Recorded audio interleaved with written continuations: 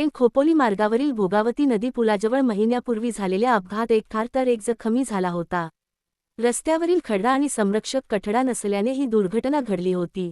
एक महिना उलटूनही प्रशासनाने कोणतीही उपाययोजना न केल्याने चावडीनाका रिक्षा संघटनेचे अध्यक्ष अमोल घोटणे यांच्या नेतृत्वाखाली चालकांनी स्मशानातील बांबू आणून तात्पुरता कठडा बांधला। आमचा कुठलाही चालक सहकारी बळी पडू नये यासाठी ही कृती करण्यात आली आहे। तरी प्रशासन व लोकप्रतिनिधी यांनी लक्ष देऊन तातडीने क्रश बॅरियर बसवावे अशी मागणी रिक्षा संघटनेकडून करण्यात आली आहे। मी रोजी आमचा एक रिक्षा चालक इथे अपघातामुळे गेलेला आहे। प्रशासनाने याच्यावरती काहीही लक्ष दिलं नाही। त्याच्यामुळे आज आम्ही चावडीनाका रिक्षा संघटनेतर्फे आमच्या स्वमेहनतीने आणि रिक्षावाल्याला कमाई काय आहे ती आज सगळ्या लोकांना माहिती आहे। रिक्षा वाढलेल्या आहेत, पाहून ते 1 तासांनी 1 नंबर लागतो 30 रुपयाचा।